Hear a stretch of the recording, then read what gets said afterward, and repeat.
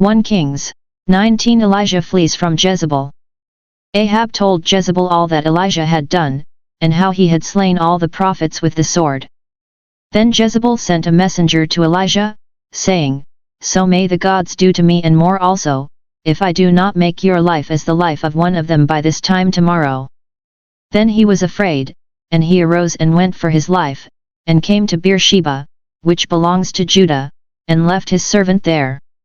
But he himself went a day's journey into the wilderness, and came and sat down under a broom tree, and he asked that he might die, saying, "It is enough, now, O Lord, take away my life, for I am no better than my fathers."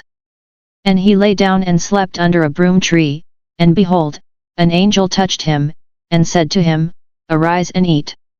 And he looked, and behold, there was at his head a cake baked on hot stones and a jar of water. And he ate and drank, and lay down again. And the angel of the Lord came again a second time, and touched him, and said, "Arise and eat, else the journey will be too great for you."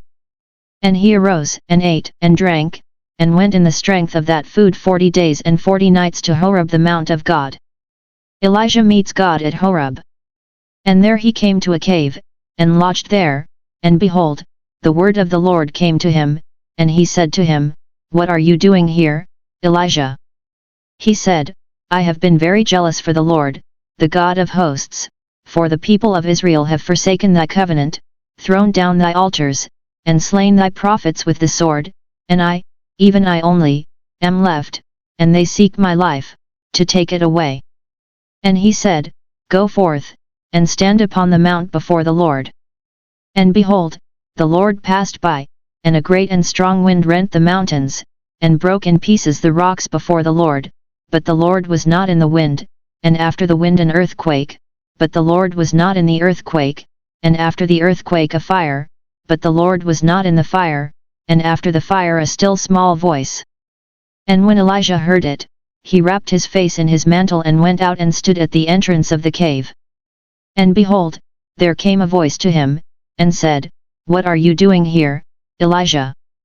He said, "I have been very jealous for the Lord, the God of hosts, for the people of Israel have forsaken thy covenant, thrown down thy altars, and slain thy prophets with the sword, and I, even I only, am left, and they seek my life, to take it away."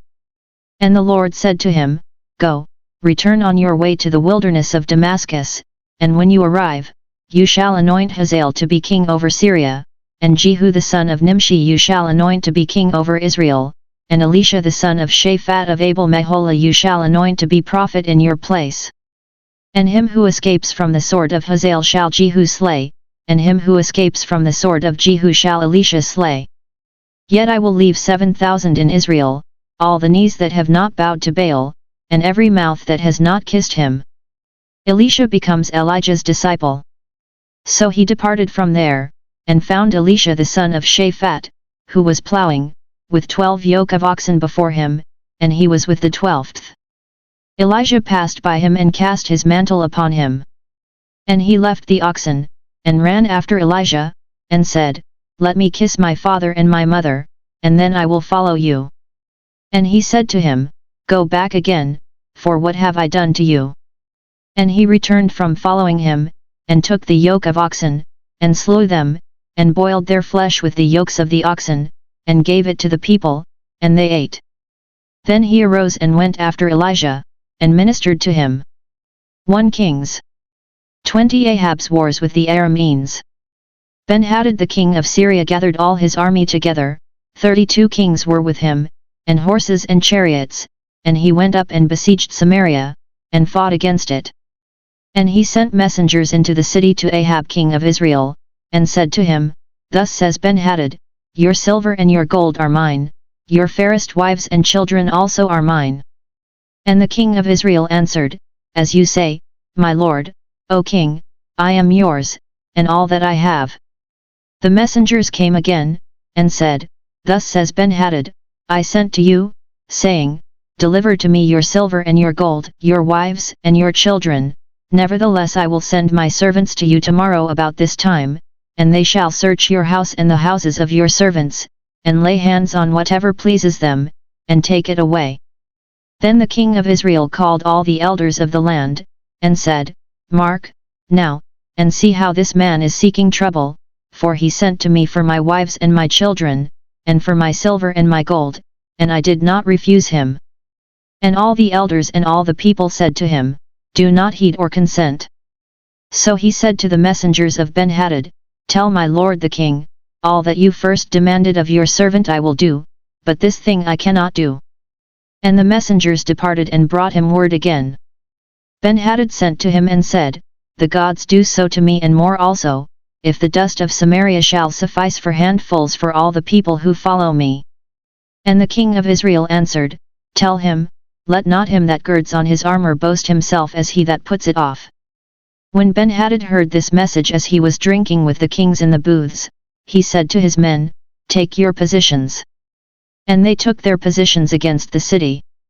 Prophetic opposition to Ahab.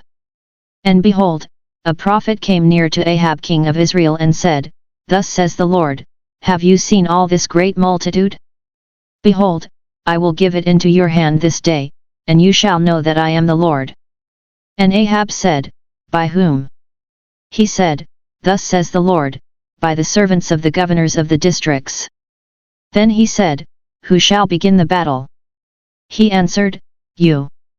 Then he mustered the servants of the governors of the districts, and they were 232, and after them he mustered all the people of Israel, 7,000. And they went out at noon, while Ben-Hadad was drinking himself drunk in the booths, he and the 32 kings who helped him. The servants of the governors of the districts went out first. And Ben-Hadad sent out scouts, and they reported to him, "Men are coming out from Samaria." He said, "If they have come out for peace, take them alive, or if they have come out for war, take them alive." So these went out of the city, the servants of the governors of the districts, and the army which followed them. And each killed his man. The Syrians fled and Israel pursued them, but Ben-Hadad king of Syria escaped on a horse with horsemen. And the king of Israel went out, and captured the horses and chariots, and killed the Syrians with a great slaughter. Then the prophet came near to the king of Israel, and said to him, "Come, strengthen yourself, and consider well what you have to do, for in the spring the king of Syria will come up against you." The Arameans are defeated. And the servants of the king of Syria said to him, "Their gods are gods of the hills, and so they were stronger than we, but let us fight against them in the plain, and surely we shall be stronger than they. And do this, remove the kings, each from his post, and put commanders in their places, and muster an army like the army that you have lost, horse for horse, and chariot for chariot, then we will fight against them in the plain, and surely we shall be stronger than they." And he hearkened to their voice, and did so. In the spring Ben-Hadad mustered the Syrians, and went up to Aphek, to fight against Israel. And the people of Israel were mustered, and were provisioned, and went against them. The people of Israel encamped before them like 2 little flocks of goats, but the Syrians filled the country. And a man of God came near and said to the king of Israel, "Thus says the Lord, because the Syrians have said, 'The Lord is a God of the hills but he is not a God of the valleys,' therefore I will give all this great multitude into your hand, and you shall know that I am the Lord." And they encamped opposite one another 7 days. Then on the 7th day the battle was joined, and the people of Israel smote of the Syrians 100,000 foot soldiers in 1 day. And the rest fled into the city of Aphek, and the wall fell upon 27,000 men that were left. Ben-Hadad also fled, and entered an inner chamber in the city. And his servants said to him, "Behold now, we have heard that the kings of the house of Israel are merciful kings, let us put sackcloth on our loins and ropes upon our heads, and go out to the king of Israel, perhaps he will spare your life." So they girded sackcloth on their loins, and put ropes on their heads, and went to the king of Israel and said, "Your servant Ben-Hadad says, 'Pray, let me live.'" And he said, "Does he still live? He is my brother." Now the men were watching for an omen, and they quickly took it up from him and said, "Yes, your brother Ben-Hadad." Then he said, "Go and bring him." Then Ben-Hadad came forth to him, and he caused him to come up into the chariot. And Ben-Hadad said to him, the cities which my father took from your father I will restore, and you may establish bazaars for yourself in Damascus, as my father did in Samaria." And Ahab said, "I will let you go on these terms." So he made a covenant with him and let him go. A prophet condemns Ahab. And a certain man of the sons of the prophets said to his fellow at the command of the Lord, "Strike me, I pray." But the man refused to strike him. Then he said to him, "Because you have not obeyed the voice of the Lord, behold, as soon as you have gone from me, a lion shall kill you." And as soon as he had departed from him, a lion met him and killed him. Then he found another man, and said, "Strike me, I pray." And the man struck him, smiting and wounding him. So the prophet departed, and waited for the king by the way, disguising himself with a bandage over his eyes. And as the king passed, he cried to the king and said, "Your servant went out into the midst of the battle, and behold, a soldier turned and brought a man to me, and said, 'Keep this man, if by any means he be missing, your life shall be for his life, or else you shall pay a talent of silver.' And as your servant was busy here and there, he was gone." The king of Israel said to him, "So shall your judgment be, you yourself have decided it." Then he made haste to take the bandage away from his eyes, and the king of Israel recognized him as one of the prophets. And he said to him, "Thus says the Lord, because you have let go out of your hand the man whom I had devoted to destruction, therefore your life shall go for his life, and your people for his people." And the king of Israel went to his house resentful and sullen, and came to Samaria.